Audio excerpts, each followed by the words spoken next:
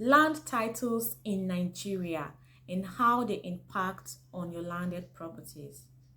Hello, if you're meeting me for the first time, my name is Anastasia Okuso and welcome. In this video, I will be discussing the different land titles we have in Nigeria and how they affect your landed properties. The importance of this topic can never be overemphasized. Those who have taken this fact for granted in the past have either lost a lot of money, they have lost their investments, or they have found themselves involved in unnecessary litigations in the court every now and then over land disputes. You don't want that to happen to you. You don't want to find yourself in such a mess. That is why it is important you investigate before investing. Okay, so you ask questions. Ask, what is the title on this land? Get to know the title and do your verification. Verification of land title is not a 20-step process. It's something you can easily do by employing the service of either a surveyor, a lawyer, or getting the coordinates of such a land yourself. There are different apps you can use to get your land coordinates, and then you chat it up with the Ministry of Lands, Housing and Urban Development. Now, it's not just enough for you to know the title your land possesses. It's also important to know how the said title affects the property. What impact does that title have on the property? Originally, every land belongs to the indigenous families that resides on such a land. Okay, that was the case until 1978 when the Land Use Act was enacted, and from then on, every urban land within a given state was vested in the power of the government, the governor as it were.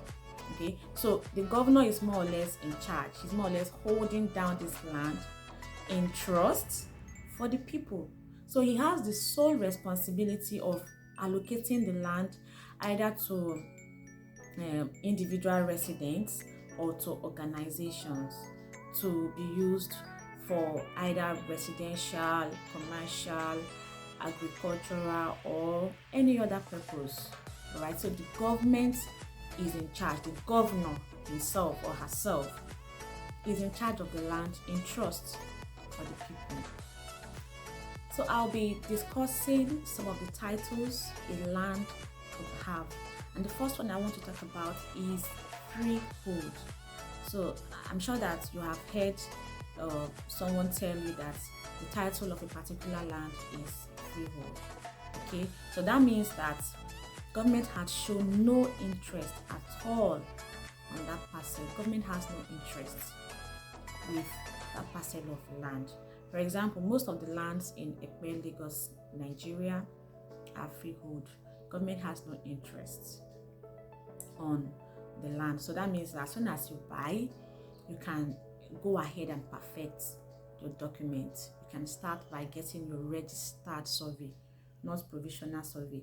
Get your registered survey and proceed with further documentation in due time. Okay. We also have under acquisition. You could hear that a property is under acquisition. It means that government has indicated interest. They have reserved that parcel for an intended use of either urbanization or industrialization in the future. Now, still on acquisition, we have two types of acquisition. We have global acquisition, and then we also have committed acquisition. Now, what is global acquisition? Global acquisition means that the government has just reserved that parcel, but with no specific intended use. They never know what they want to can do. All right, so there's no intended use yet. So to some extent, it's still okay. You still have hope. I mean, if you buy a land that is under global acquisition, you still get hope. That is because it is still possible for the government to release that land to you, because they really do not have anything they want to do with it per se at that particular time. But then just Colombia and Cape. I hope you get the point. So there are two processes to get it released from the government. Okay, the first step is to get excision for the land, and then you do your ratification. Get your ratification on the property, then you can now be happy. You can marry. You can have the property to yourself. But you see that second one, committed acquisition. My brother, run no. If a land is committed, is gone, is over. Game is over. There is absolutely nothing you can do about it, because it means that government already have a specific intention or purpose for that reserved land. For example, the government has reserved these 10,000 square meters of land to build a police station, or they have reserved these 15,000 square meters of land to build a general hospital. Government no go mellow down for you. There is nothing you can do about it. The property is gone. It is 100% gone. Like, there's nothing you can do about it. Just consider it a loss.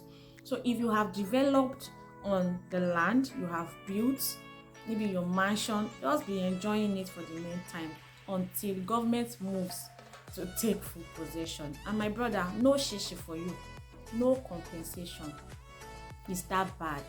And that is why it is very important to pay detailed attention to the status of a property before you buy. Do your verification so that you do not fall into the wrong hands and start crying. Before you know it, that's real estate is scam. It's not scam. It is because you have not done your due diligence. Always do your due diligence, buy right, and you will never regret investing in real estate. I'm always available for free consultation. If you have any question or anything seem unclear in everything I have said, feel free to get in contact with me with my through any of my numbers showing on the screen or through any of my social media handle. Until I catch you up in my next video, where I'll be discussing other land titles we have and how they impact on your landed properties. It's a bye for now.